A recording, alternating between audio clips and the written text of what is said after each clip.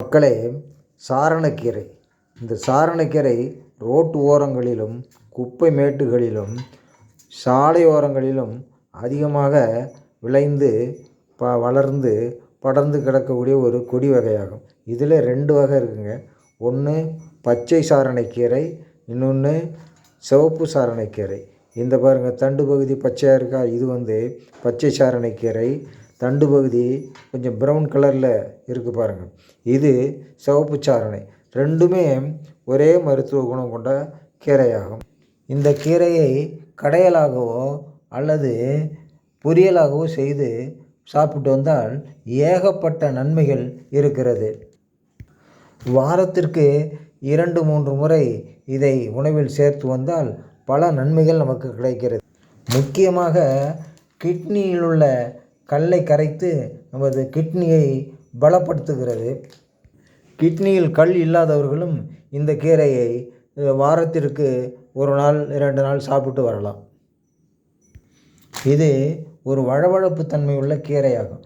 இதில் அதிக நார்ச்சத்து இருப்பதனால் இது மலத்தை இளகச் செய்து மலச்சிக்கலிலிருந்து நம்மை பாதுகாக்கிறது. மலச்சிக்கலினால் ஏற்படும் மூல நோய்கள், அதாவது இரத்த மூலம், உள்மூலம் போன்ற மூல நோய்களிலிருந்து நம்மை பாதுகாக்கிறது. இது ஒரு குளிர்ச்சியான கீரையாகும். இது நம் உடம்பு சூட்டை தணித்து நம் உடலை குளிர்ச்சியாக வைக்கிறது. அடுத்தபடியாக இந்த கீரையில் உள்ள வளவளப்பு தன்மை குடல் புண்ணை ஆற்றுகிறது. அடுத்தபடியாக நமது கல்லீரல், நுரையீரலை பாதுகாக்கிறது. அடுத்தது சர்க்கரை நோயாளிகள் இந்த கீரையை வாரம் 2 முறை 3 முறை சாப்பிட்டு வந்தால் சர்க்கரையின் அளவு கட்டுக்குள் இருக்கும். அதனால் சர்க்கரை நோயாளிகள் சாப்பிடலாம். சர்க்கரை நோய் இல்லாதவர்களும் இதை சாப்பிட்டால் மிகவும் நன்மையாகும். நமது இதயத்தை பாதுகாக்கிறது. இரத்த குழாய்களில் உள்ள கெட்ட கொழுப்பை கரைத்து நமது இதயத்தை பாதுகாக்கிறது. மக்களே, இவ்வளவு நன்மையுள்ள கீரையை நீங்கள் பொரியலாகவோ கடையலாகவோ செய்து சாப்பிடுங்கள். இப்போது கடையல் செய்வது எப்படி என்பதை பார்ப்போம். இதோ பாருங்கள், ஒரு 25 கிராமுக்கு மேலே சிறுபருப்பு அல்லது துவரம் பருப்பு எடுத்துக்கோங்க. ஒரு 5-6 பல் பூண்டு எடுத்துக்கோங்க.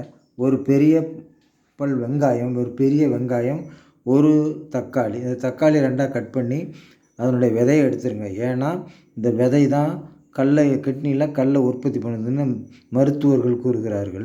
அடுத்தது ஜீரகம் ஒரு 1/2 தேக்கரண்டி, ஒரு எலும்பிச்சம்பழத்தை விட கொஞ்சம் கம்மியான புளி,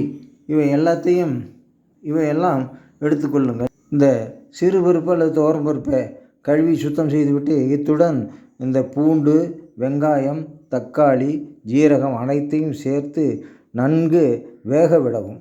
இந்த பருப்பு வெந்தவுடன் இத்துடன் நம்ம சுத்தம் செஞ்சு வச்சுருக்கிற இந்த கீரையை சேர்த்து நன்கு சூடு செய்யணும். கீரை நல்லா வெந்ததும் இதை கடைஞ்சி கடுகு, உளுத்தம்பருப்பு போட்டு தாளித்து தேவையான அளவு உப்பை சேர்த்து சாப்பிட்டால் ரொம்ப சுவையாக இருக்கும். இது நல்ல மருத்துவ குணம் உள்ள ஒரு கீரையாகும். மக்களே, இந்த கீரையை சமைத்து சாப்பிட்டு நன்மை பெறுங்கள். என்னுடைய பிச்சையா குரல் என்ற சேனலை சப்ஸ்கிரைப் செய்யுங்கள், லைக் பண்ணுங்கள், ஷேர் பண்ணுங்கள், கமெண்ட் பண்ணுங்கள். நன்றி, வணக்கம்.